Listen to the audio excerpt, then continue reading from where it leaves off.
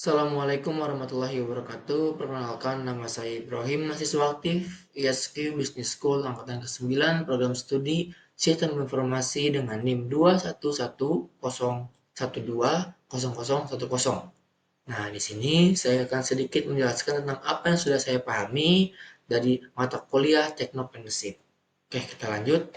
Yang pertama yaitu ada desain sprint, dengan tahap sketch dan tahap desit. Nah, kenapa sih tahap sketch dan tahap desit ini sangat diperlukan dalam desain sprint? Nah, tahap sketch dan desit ini sangat diperlukan dalam desain sprint karena ini adalah komponen penting untuk melakukan inovasi produk digital seperti produk produk seperti studi kasus tim kami. Nah, mereka ini sangat membantu dalam pengembangan ide dan pengambilan keputusan yang kritis selama proses desain sprint. Nah, berikut ini adalah beberapa alasan yang mungkin bisa dijadikan alasan. Yang pertama ada menghasilkan beragam ide. Nah, tahap ini memungkinkan anggota tim untuk secara kreatif menghasilkan berbagai gagasan dan konsep yang berbeda. Nah, ini penting dalam inovasi produk digital karena variasi ide dapat membuka peluang untuk menemukan solusi yang unik dan efektif. Alasan yang selanjutnya yaitu ada iterasi cepat. Iterasi cepat ini yaitu melalui sketsa, tim dapat dengan cepat menguji berbagai konsep dan kemudian memutuskan mana yang paling menjanjikan. Ini membantu untuk menghindari investasi besar dalam ide yang mungkin tidak akan berhasil. Oke, kita lanjut. Selanjutnya ada social impact innovation. Nah, social impact innovation ini yaitu uh,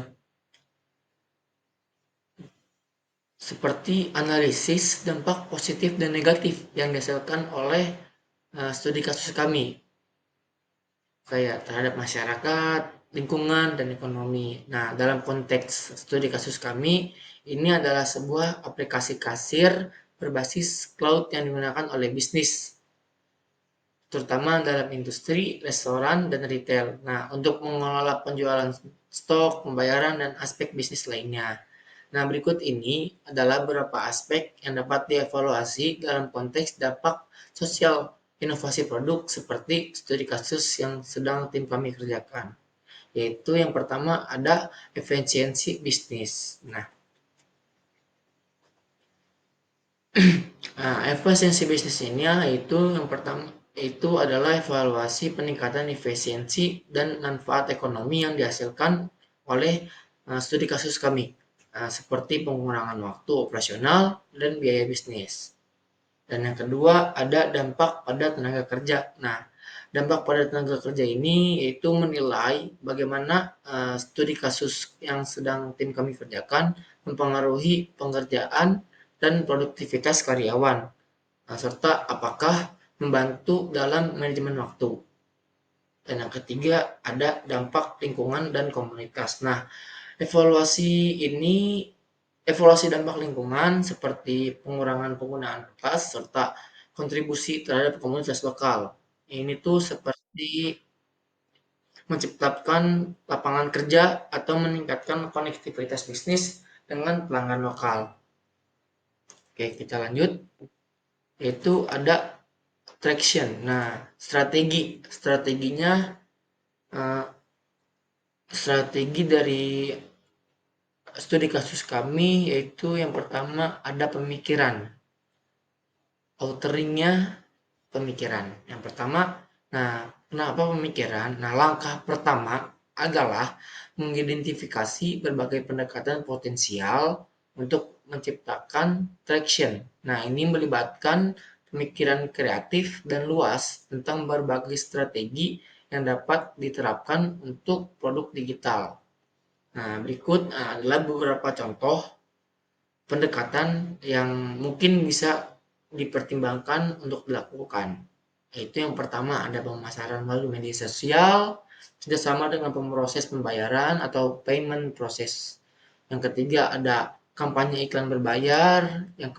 Dan keempat ada pembaruan produk dan peningkatan fitur. Dan terakhir ada pemasaran konten.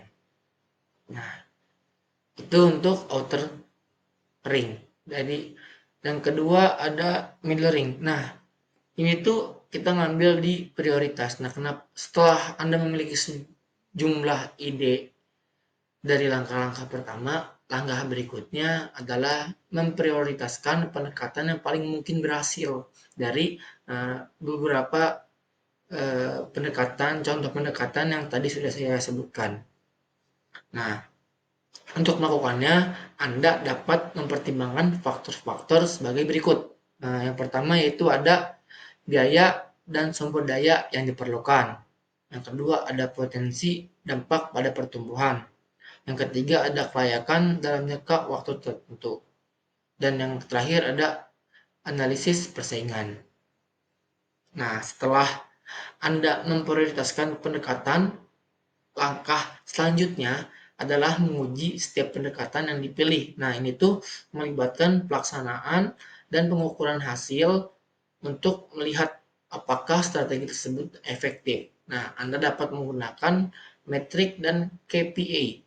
Nah, itu Key Performance Indicator yang relevan untuk mengukur keberhasilan seperti jumlah pengguna baru, peningkatan pendapatan atau konversi konversi pelanggan.